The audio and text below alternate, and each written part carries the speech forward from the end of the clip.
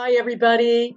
I'm Lynne McTaggart, editor and director of What Doctors Don't Tell You and the Get Well Show, and also author of a number of books. And I am here with Dr. Marilyn Glenville, and I'm so excited to be speaking with her because she's going to be featured at our amazing Get Well Show exhibition and conference, which is being held February 21st to 23rd at Olympia. Welcome, Marilyn. How are you? Thank you, Lynn. Very well, thank you. How are you? I am great. So I'm so excited because you are a real expert in two areas that concern so many women. So on Friday, you're going to be speaking about a subject close to your heart that you know so much about, the menopause, natural menopause. Yes. So what's different? Besides, what do you offer besides not offering people HRT, presumably? Well, for me, it's a natural stage in our life as women, and a lot of women want to go through this transition naturally and out the other side. Some women know they can't take HRT, maybe a strong family history of breast cancer.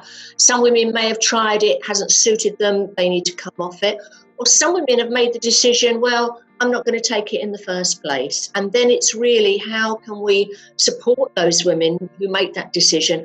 Also, when you think on the nutritional side, women may be on HRT, they may be perfectly happy with it. But they still want to know how to eat, how to look after their bones, how to keep themselves well, because there will come a point when they're going to come off of it. So this is not mutually exclusive. Women can be on hormones, but there are women who want to go through this transition naturally and comfortably and out the other side.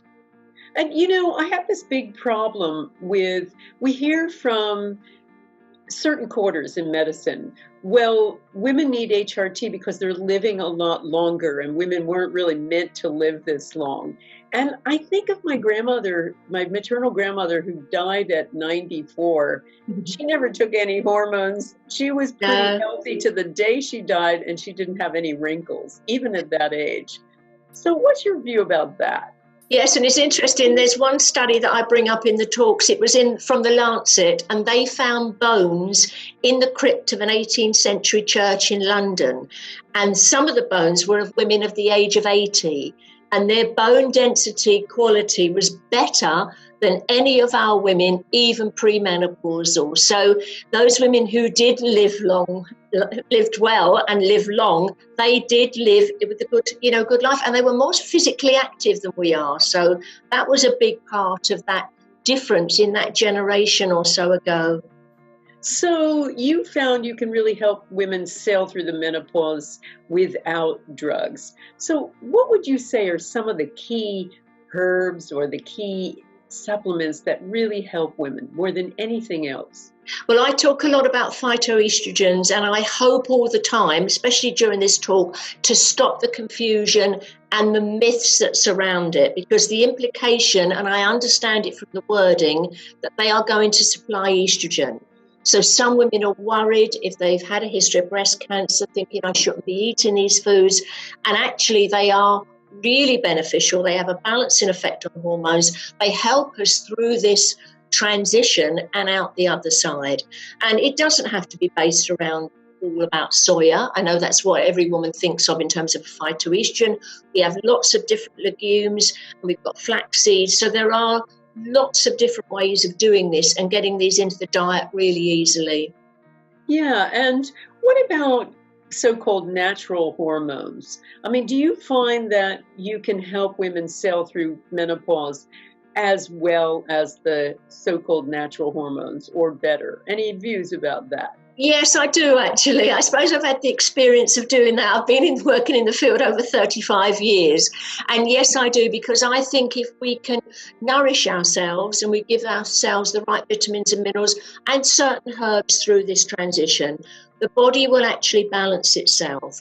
And oftentimes when we go through something at a slower rate, then our body can adapt to it. So the classic example is if a woman has to have surgery, and some women might, and they have their ovaries removed, they're going to go in the menopause overnight. And that can be quite hard on the body. But the more gradually we go through things, the body can adapt it can look after itself, it can go through this transition fairly easily. And it's also thinking about protection of bone health, our heart health, and also for me now, it's also thinking about our brain health, because for women now, Alzheimer's is our biggest killer. It's taken over everything. So for me, it's all about thinking about beyond the menopause as well, and how do we protect ourselves and work on prevention. Absolutely. Now, speaking of hormones, you also are giving another talk over the weekend on natural hormones, and balancing women's hormones through the ages. That is really fascinating for me. What do you find is one of the biggest issues with younger women, for those who are coming in, and what? Yes, it's interesting because that hormone imbalance can manifest in a number of ways. Some women, or quite a lot of women, will get premenstrual symptoms, very much that 7 to 10 days before the period, very irritable, a lot of mood swings, food cravings, chocolate, alcohol, that sort of thing. And the other one that's been quite predominant in terms of the different hormone imbalances coming into the clinic has been polycystic ovary syndrome.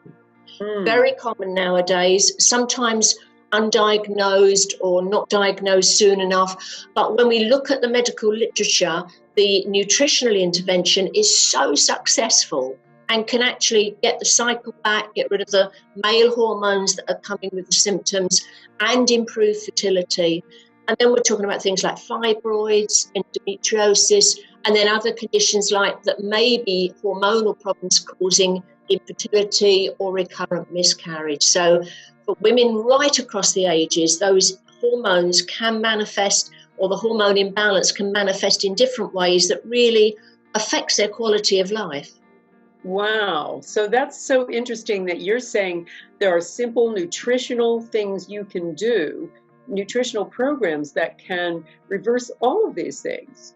Yes, and I'm hoping that a lot of women you see who might have irregular periods or they're painful periods, they may decide to go on the pill. The difficulty is when they come off the pill, they've still got irregular or painful periods because it's not addressed the underlying cause. And it's interesting now, women coming into the clinic are more thinking about, well, yes, this is not treating the underlying problem.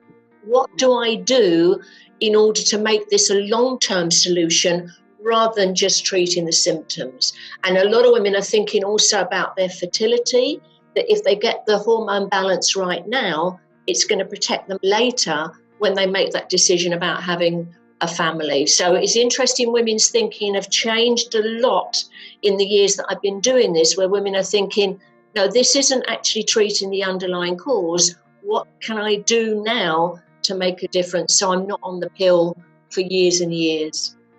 And do you know, are there ways of getting people regular again after they've been on the pill? Because we know the pill itself is, can really upset a cycle. Yes, and that I think a lot of women don't know. They now call it post-pill amenorrhea.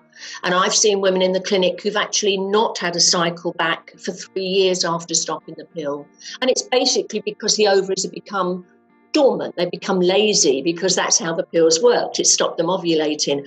But it's possible, yes, with vitamins and minerals and also herbs, to kickstart the cycle back again. And usually, once it's back, it pretty much then will tick along and we get it regular. And the only major thing that really upsets a woman's cycle is stress. And that may be what may be driving an irregular cycle. It may stop it altogether, even in a young woman.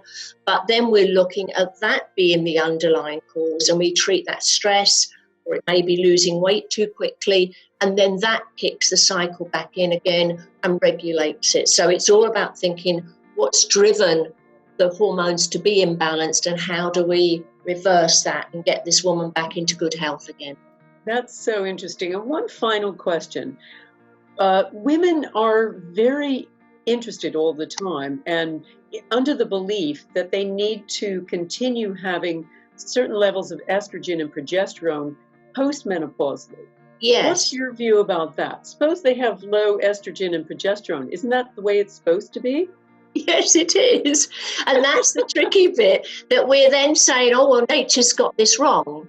It shouldn't be like this. we're going to add these hormones back. And my understanding is from since 2003 in America, they're not allowed to call it hormone replacement therapy. They're allowed to call it hormone therapy because they're acknowledging they're not replacing hormones that should be there at that age.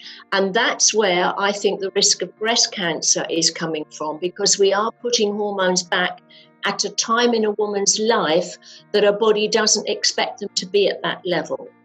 The overriding one on this, and I do see women, young women in their 20s with premature menopause.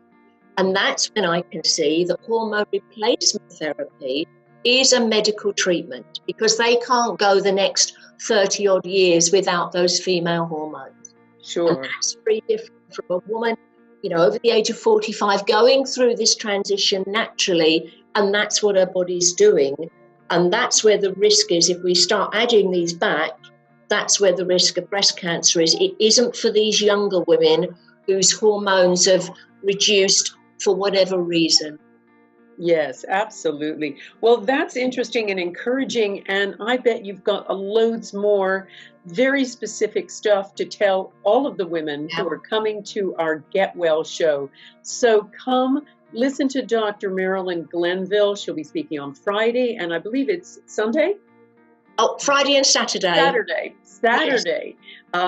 So Friday the 21st, Saturday the 22nd, and come to our Get Well show and see the 41 other people speaking, the 100 stands with amazing products and clinics there. And it's at Olympia in London, February 21st to 23rd. See you there.